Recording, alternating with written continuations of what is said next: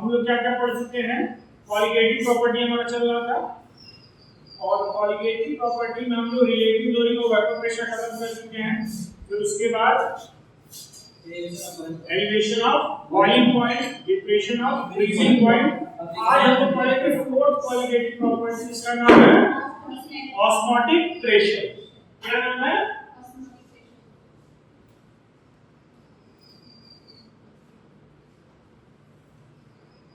चलो osmotic pressure पढ़ने की कोशिश करेंगे। ठीक है, सब कुछ धीरे धीरे आराम से और डिटेल में पढ़ेंगे। तो ऑस्मोटिक प्रेशर से पहले हमें पता होना चाहिए कि ऑस्मोसिस क्या होता है। क्या पता होना चाहिए? ऑस्मोसिस। तो हमारा जो पहला टॉपिक है वो क्या है? ऑस्मोसिस। तो डिक्लाइन की चलते हैं पहले।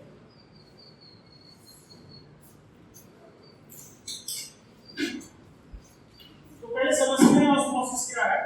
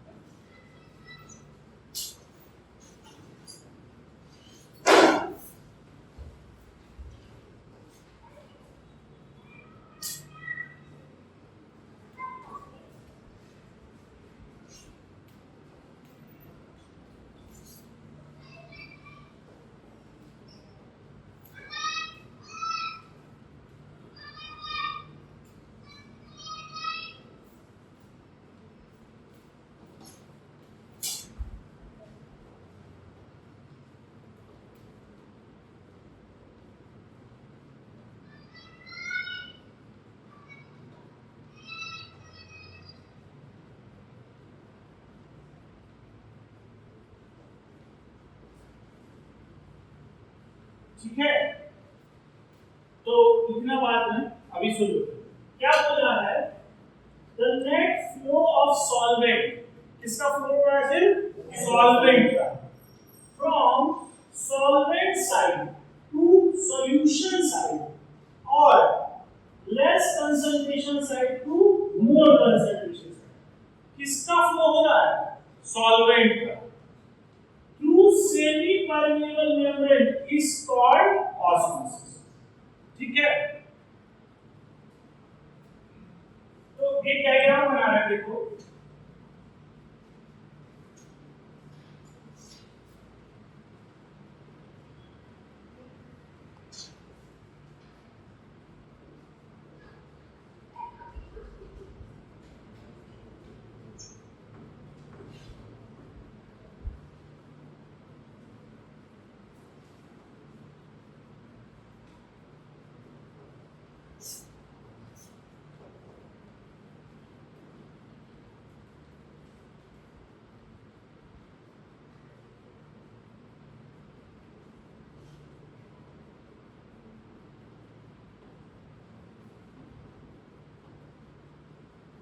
तो क्या हो रहा है?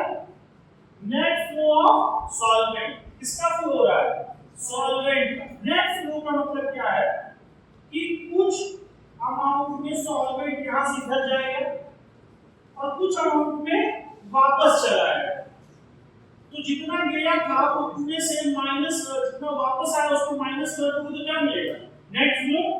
इसलिए बात क्या हो रही है? नेट फ्लो, क्योंकि कुछ अमाउंट में वापस चला गया। तो net flow of solvent, solvent का मूव करना, फ्लो होना कहां से? सॉल्वेंट साइड से solution side through semi permeable membrane. इस पर क्या होता है? ऑस्मोसिस। ठीक है, तो ये जो प्रोसेस होता है ना, ये अपने आप होता है, आपको कराने की जरूरत नहीं। आप एक को सॉल्वेंट कर दो, बीच में सेमी परमेबल मेम्ब्रेन लगा दो और इधर सॉल्यूशन लगा दो, तो अपने आप देखोगे कि इस साइड का जो वो है, क्या नाम है, लेवल है, वो बढ़ रहा है अपने आप। अब कुछ करने की जरूरत नहीं। तक चलेगा जब तक जितना अमाउंट ऑफ सॉल्वेंट यहाँ ज्यादा है वो दोनों बराबर ना हो जाए। सॉल्वेंट का कंसंट्रेशन दोनों बराबर ना हो जाए तब तक चलेगा प्रोसेस। ठीक है, इसी प्रोसेस को क्या बोलते हैं? ऑस्मोसिस। या फिर कह सकते हो less concentration side. Less concentration side मतलब सपोज करो यहाँ का कंसंट्रेशन क्या है? लो, और यहाँ का कंसंट्रेशन क्या है? हाई। ठीक है, यहाँ का कंसंट्रेशन क्या है? लो, और यहाँ का कंसंट्रेशन हाई। तो क्या मूव करेगा जैसे सॉल्वेंट? फिर भी क्या मूव करेगा? सॉल्वेंट। वही एक सब्सटेंस है जैसे इसमें कम नमक और इसमें क्या है? ज्यादा नमक, तो मूवमेंट ऑफ किसका होगा? पानी का ही होगा, नमक से कोई लेना देना नहीं। अब ऐसा क्यों? सर ऐसा क्यों हो रहा है कि सिर्फ पानी ही मूव कर रहा है, नमक तो नहीं मूव कर रहा है, या फिर और जो चीज मिली है वो क्यों नहीं मूव कर रहा है? उसका सबसे बेसिक कारण है सेमी परमेबल मेम्ब्रेन। क्योंकि इसके जो पोर्स होते हैं, जो इसके छोटे छोटे छेद होते हैं, वो इतने छोटे होते हैं कि सिर्फ और सिर्फ पानी को ही पास करने का उनके पास जगह होता है, बाकी और मटेरियल को पास करने के लिए उसमें नहीं होता। जैसे आपका छन्नी, तो ऐसा है कि चाय छानते तो ऐसा थोड़ी ना चाय पत्ती चला जाता है, नहीं जाता है ना, क्या जाता है? सिर्फ चाय जाती है। तो एक ऐसी चीज क्या है? छन्नी ही है, जो कि सिर्फ किसको जाने देगा? पानी को जाने देगा और किसी को जाने। तो ये प्रोसेस अपने आप होती है। ठीक, बात समझ में आया? और इसी प्रोसेस को क्या बोलते हैं? ऑस्मोसिस। क्लियर हो गई बात? अब बात करते हैं अपने ऑस्मोटिक प्रेशर की। इसके बारे में बात करते हैं। अच्छा, एक चीज और, सेमी परमेबल मेम्ब्रेन। क्या चीज? Semi permeable membrane. ये आपका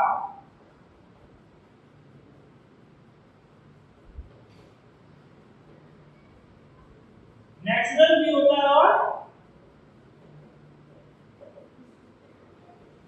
आर्टिफिशियल भी होता है। नेचुरल और आर्टिफिशियल से क्या लेना देना है? मैन मेड होगा। क्या होगा? मैन मेड होगा तो आर्टिफिशियल होगा, और नेचर से मिलेगा तो क्या होगा? नेचुरल। क्लियर? तो नेचुरल के बारे में बात करते हैं। तो आउटर स्किन ऑफ प्लांट्स और एनिमल, किसकी बात? आउटर स्किन ऑफ प्लांट्स और एनिमल किसका काम करते हैं? SPM, natural SPM, semi permeable membrane. क्या है? आउटर स्किन ऑफ प्लांट्स और एनिमल। लेकिन सबसे ज्यादा यूज होता है पिग ब्लैडर। क्या यूज होता है?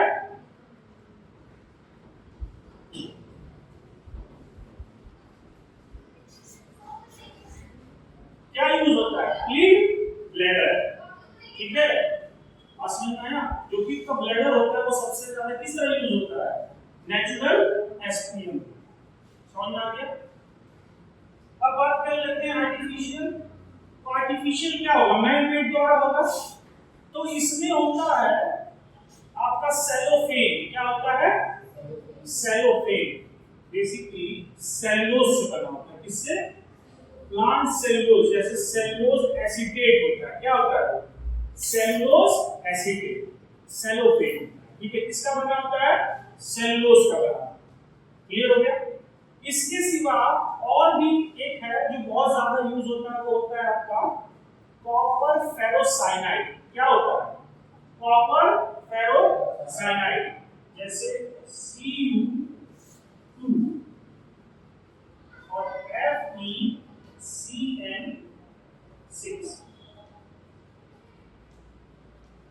अब मुझे इसको थोड़ा देखना होगा, इसका ऑक्सीडेशन स्टेट 2 है कि 4 है। ठीक है, अगर इस 6 है तो ये होना चाहिए 4 में, Cu4। तो यहाँ पे ऑक्सीडेशन स्टेट +2 हो जाएगा। इसका क्या हो जाएगा? +2। ठीक है, इसको क्या बुलाते हैं?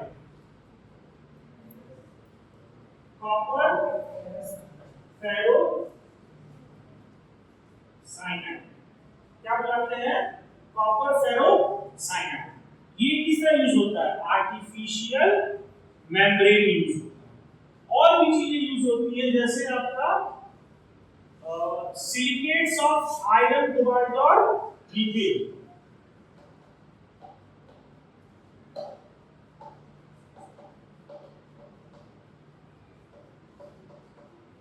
क्या होता है? सिलिकेट्स ऑफ आयरन, कोबाल्ट और निकेल, जैसे Fe2SiO4। ठीक है, ये क्या है? आपके membranes inorganic semi permeable membrane है, जो कि एक तरीके से क्या है? कंपाउंड। किसकी तरह काम करता है? मेम्ब्रेन की तरह। समझ में आ गया? ये क्या क्या हो सकते हैं? एक तो ये भी है सेलोफेन। सेलोफेन मतलब सेलुलोज का बना हुआ है। हाँ, सेलोफेन। ठीक है, क्लियर हुई चीज? अब इतना इंफॉर्मेशन को किसका चाहिए? ऑस्मोसिस से रिलेटेड। भाई ऑस्मोसिस में क्या, एक वेसल होगा उस साइड और एक ये वेसल होगा, बीच में क्या होगा? सेमी परमेबल में। तो ये वेसल प्योर सॉल्वेंट हो सकता है या फिर ऐसा सॉल्ट हो सकता है जिसका कंसंट्रेशन क्या हो? कम हो, और यहाँ पे सॉल्ट जिसका कंसंट्रेशन ज्यादा हो। ठीक है, चलो अब हम बात करते हैं किसकी? Osmotic pressure. किसकी बात करेंगे? तो आप देख रहे हो कि यहां से प्योर सॉल्वेंट मूव कर रहा है इस, ये देख रहे हो। तो अगर आप एक प्रेशर लगाओ सॉल्यूशन से, क्या करो?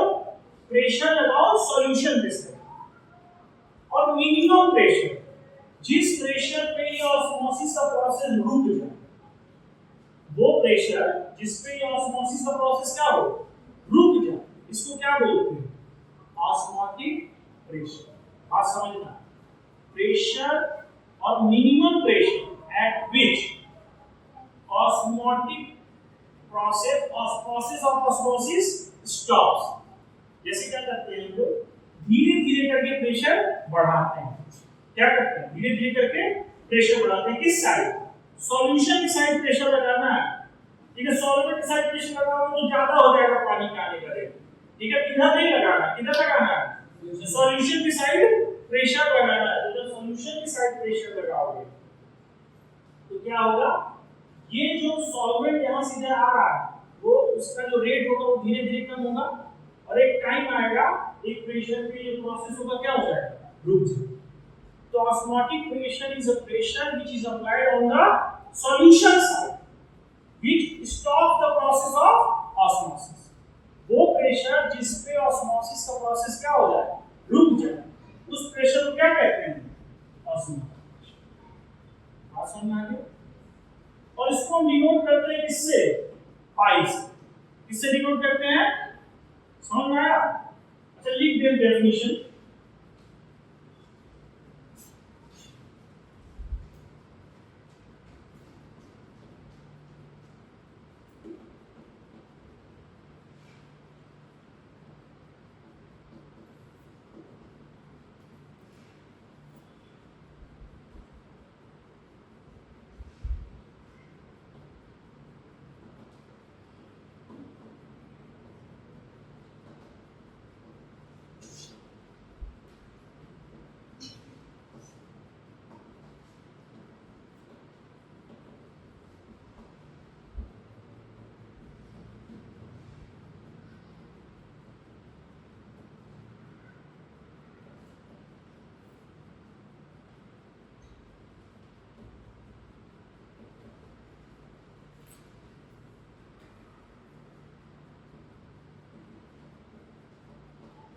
ठीक है, osmotic pressure is a pressure which is applied on the solution side to stop the process of osmosis is called osmotic pressure। वो मिनिमम प्रेशर जिसमें ऑस्मोसिस का प्रोसेस क्या हो जाए?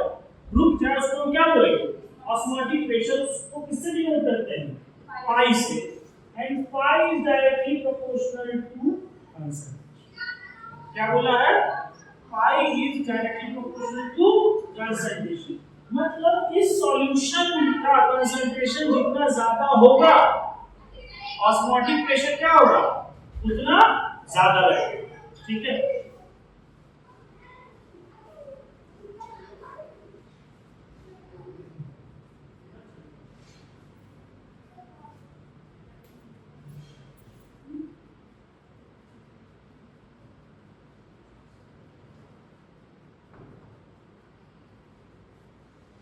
क्या बोल रहा है? ऑस्मोटिक प्रेशर किसके बराबर होगा, किसके प्रोपोर्शनल होगा? Concentration of solution. मतलब इस सॉल्यूशन का जितना ज्यादा कंसंट्रेशन होगा उतना ज्यादा आपको प्रेशर अप्लाई करना है। बात समझ आ गई? और फिर हम आगे इसको एलाबोरेट करें तो पाई इज इक्वल टू होता है सी आर टी। क्या होता है? Pi is equal to C R T. C क्या है आपका? concentration. Concentration means molarity. Molarity means number of moles of solute per unit volume of solution in liter. Clear? R क्या है? Solution constant है। R क्या है? Solution constant है, but इसकी वैल्यू क्या होती है? Universal gas constant के बराबर होती है। R की वैल्यू क्या होती है? Universal gas constant के बराबर होती है, जिसकी वैल्यू 8.314। क्लियर हो गया? और T क्या है? Temperature in kelvin. T क्या है? Temperature in kelvin. तो C क्या है आपका?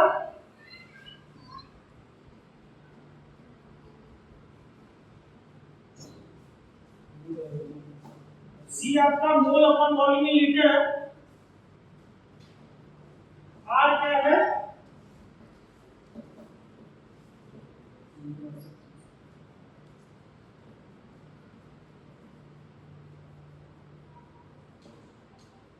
यूनिवर्सल गैस कांस्टेंट है, जिसकी वैल्यू 8.314 क्या होगा?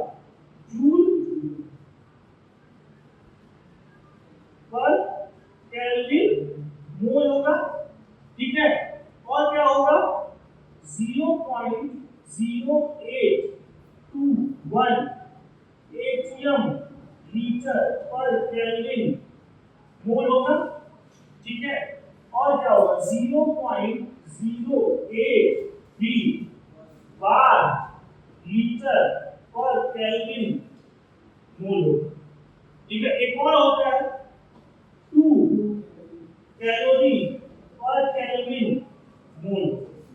तो हमारा प्रेशर से रिलेशन है, किससे रिलेशन है? प्रेशर से। तुम्हारा मोस्टली लिक्विड कौन सा यूज होता है? एटीएम और बार वाला यूज होता है। क्लियर हो गया?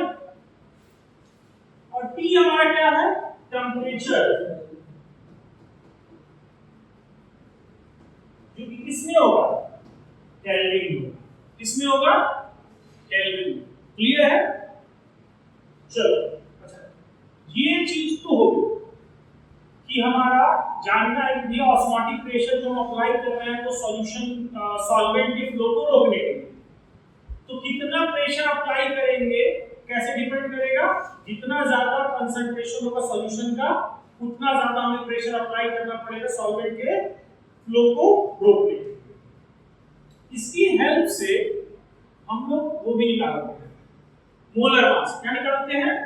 Molar mass of solute. मतलब जो कंसंट्रेशन है जिस चीज का सॉल्यूट का, उसका हम क्या निकालते हैं? मोलर मास निकालते हैं। तो अगर हम सेम इसी फॉर्मूला को CRT को थोड़ा सा और इलैबोरेट करें तो हम क्या लिखेंगे? Pi is equal to N upon V RT लिखेंगे, और इसको पाई इज इक्वल टू जब N है तो क्या होगा? गिवन रेट मतलब WA upon NA upon V upon 1000। क्यों? क्योंकि किसमें होगा? ml में। into R into T। इसको थोड़ा सा और ओपन करेंगे तो क्या लिखेंगे? WA into 1000 into R into T upon MA into V।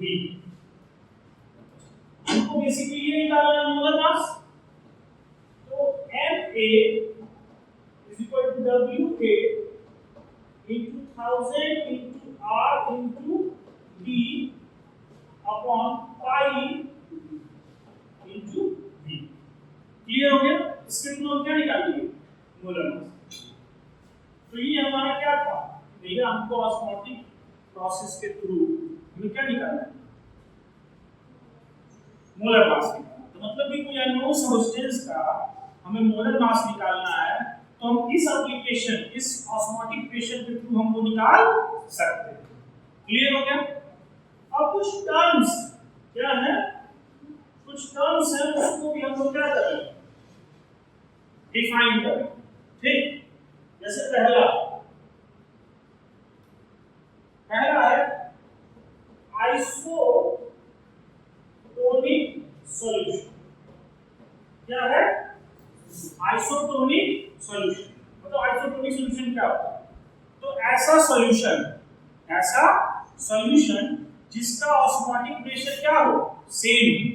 जैसे सपोज करो यहाँ एक सॉल्यूशन लगा है, ऐसा ही सेम प्रोसेस एक और लगा, ठीक है, और अगर इसका ऑस्मोटिक प्रेशर उसका ऑस्मोटिक प्रेशर सेम आता है तो क्या समझोगे, इसका कंसंट्रेशन और उसका कंसंट्रेशन क्या है, same. Two different solutions having same concentration at same temperature called osmotic. Osmotic pressure same होने का क्या मतलब है? देखिए ये फॉर्मूला है आपका, ये फॉर्मूला है, ठीक। बोल रहा है ये चीज सेम है, पाइप वैल्यू सेम है, तो क्या चीज सेम होगी, दोनों का कंसंट्रेशन सेम होगा। मतलब दो डिफरेंट सॉल्यूशन का ऑस्मोटिक प्रेशर सेम हो तो हम उसको क्या बोलते हैं, आइसोटोनिक सॉल्यूशन बोलते हैं। और ये कब देखने को मिलेगा, मोस्ट ऑफ द केस में जब उनका कंसंट्रेशन क्या होगा, सेम, क्योंकि आर की वैल्यू चेंज नहीं होने वाली और टी मोस्टली हमारा क्या होगा, रूम टेंपरेचर। टी मोस्टली क्या होगा, रूम टेंपरेचर। क्लियर होगा? फिर हमारे पास दूसरा पॉइंट आता है हाइपोटोनिक सॉल्यूशन और तीसरा है हाइपरटोनिक सॉल्यूशन। क्या आता है, हाइपोटोनिक सॉल्यूशन और हाइपरटोनिक सॉल्यूशन। तो चलो इसको एक एग्जांपल समझाते हैं। किससे समझाते हैं, एग्जांपल से। सपोज करो ये आपका एक जार, क्या है, जार, और इसमें आपने क्या रख दिया, किशमिश रख दिया। क्या रखा है, किशमिश।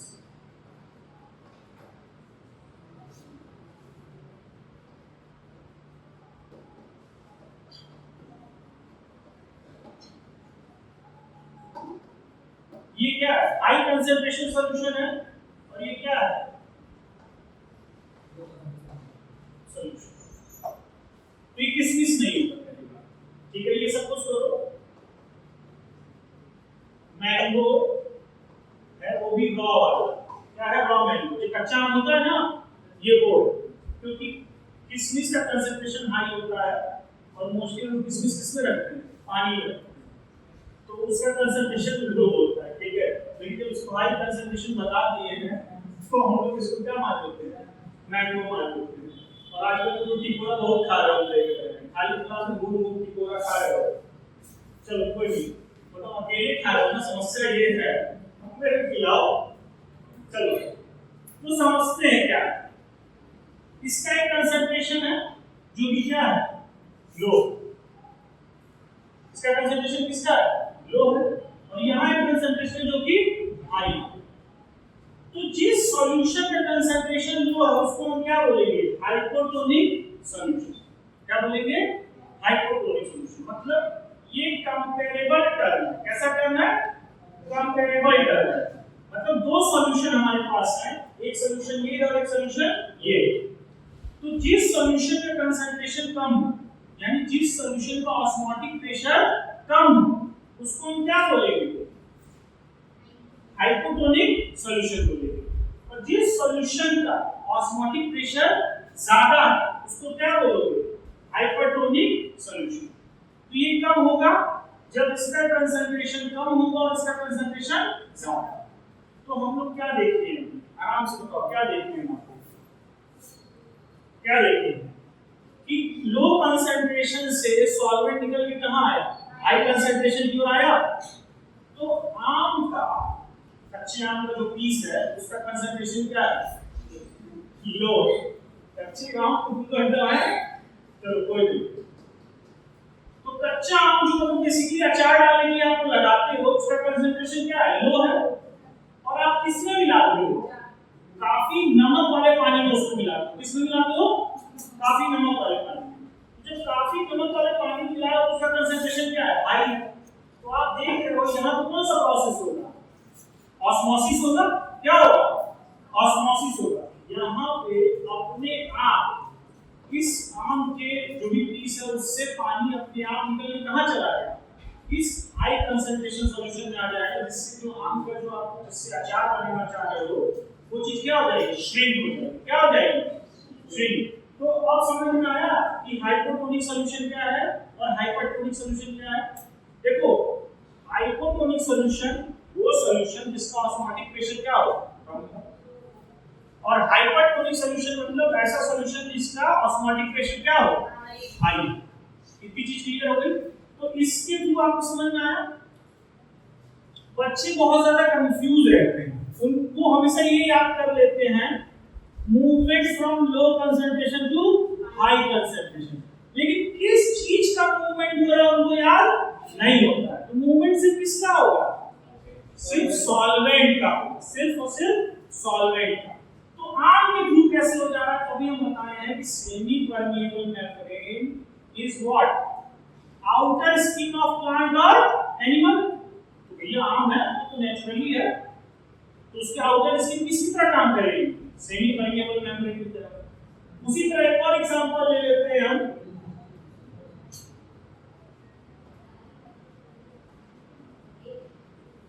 इसका कंसंट्रेशन क्या है, लो है,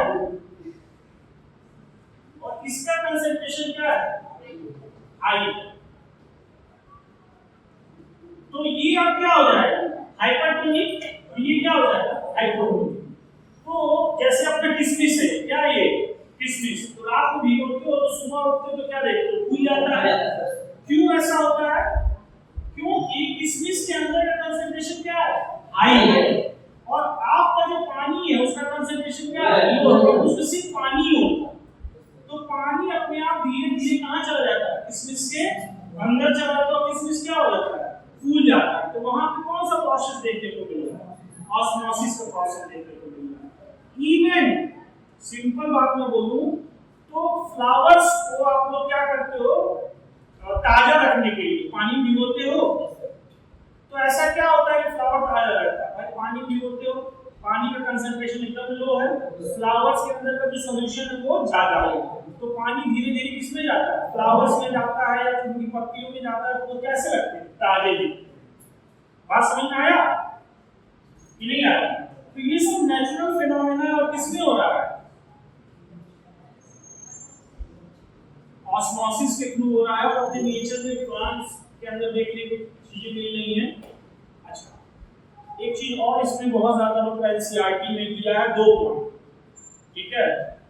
मतलब बताने को तो मैंने आम वाला बता दिया, किशमिश वाला बता दिया और फ्लावर वाला भी बता दिया, लेकिन इसके सिवा एक और है जो काफी ज्यादा बोर्ड्स में भी पूछता है और बाकी कॉम्पिटिटिव एग्जाम में भी पूछता है, क्योंकि उसका एग्जांपल अपने मतलब बॉडी से है कि 0.9% NaCl सॉल्यूशन होता है अपने इसमें ब्लड प्लाज्मा में, ब्लड सेल में जो सॉल्यूशन होता है किसका, ब्लड सेल में, किसका, ब्लड सेल में जो सॉल्यूशन होता है उसमें कंसंट्रेशन क्या होता है, 0.9% NaCl होता है।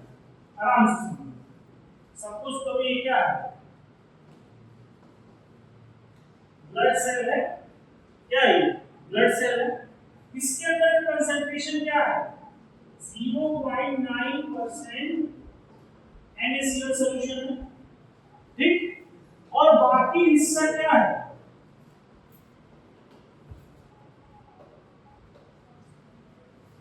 बॉडी आपकी, भाई जो भी फ्लूइड है, ब्लड से जिस भी फ्लूइड में, ब्लड में ही घूम रहा है बेसिकली, ब्लड से किसमें घूम रहा है, ब्लड में ही बहुत सारे फ्लूइड है, तो ये वो फ्लूइड है, और इसका कंसंट्रेशन अगर 0.9% से कम रहा तो क्या होगा, सिंपल समझो, ठीक है, इसका कंसंट्रेशन क्या है 0.9% है। अगर ये जो है इसका कंसंट्रेशन 0.9% से कम रहा तो ये फूल जाएगा, सेल फूल जाएगा, सेल फूल जाएगा यानी रप्चर हो जाएगा, स्वेल हो जाएगा। तो अगर इसको हम पॉइंट वाइज देखें, किस वाइज देखें, पहला if concentration is less than 0.9%,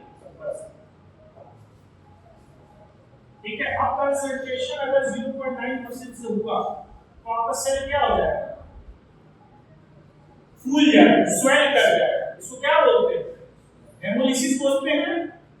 क्या बोलते हैं बायो में, सेल पे फूल जाने को क्या बोलते हैं, हेमोलिसिस बोलते हैं। नहीं, अरे बायो का दिया है, हेमोलिसिस बोलते हैं। ठीक, क्लियर हो गया। दूसरा, अगर इक्वल टू 0.9%, अगर इस जो फ्लूइड है सेल के बाहर उसका कंसंट्रेशन आपका 0.9% है, क्या होगा, हेल्दी है, ना ही सेल फूलेगा और ना ही रप्चर होगा। मतलब बेसिक मतलब क्या, दोनों सॉल्यूशन क्या होगा, आइसोटोनिक हो गया। दोनों सॉल्यूशन क्या होगा, आइसोटोनिक हो गया। बात समझ में आई भाई, ये इसका कंसंट्रेशन उसका कंसंट्रेशन सेम है तो दोनों क्या होगा, आइसोटोनिक होगा। पहले वाले केस में क्या है, ये वाला आपका हाइपरटोनिक और ये वाला आपका हाइपोटोनिक, इसलिए पानी यहां से यहां घुसा तो ये फूल गया, स्वेल हो गया। इसको क्या बोलते हैं, हेमोलिसिस। ठीक, थर्ड केस क्या है, थर्ड केस है आपका अगर मोर देन 0.9% NaCl, क्या हुआ, मोर देन 9% NaCl, मतलब बाहर का कंसंट्रेशन जो आपका फ्लूइड है बॉडी में उसका कंसंट्रेशन 0.9% से ज्यादा होगा। कब होगा, जब आप बहुत ज्यादा नमक खाओगे। क्या खाओगे, बहुत ज्यादा नमक खाओगे तो काफी ज्यादा नमक लेने वाले होगे, और जैसे टिकोरा के मौसम में खूब ज्यादा नमक लगेगा, टिकोरा खा रहे होगे तो क्या होगा कि बॉडी में नमक की मात्रा क्या होगी, बढ़ जाएगी। तो ये क्या हो जाएगा, ब्लड सेल का सॉल्यूशन क्या हो जाएगा, हाइपोटोनिक हो जाएगा, और बाहर वाले बॉडी का सॉल्यूशन क्या हो जाएगा, हाइपरटोनिक।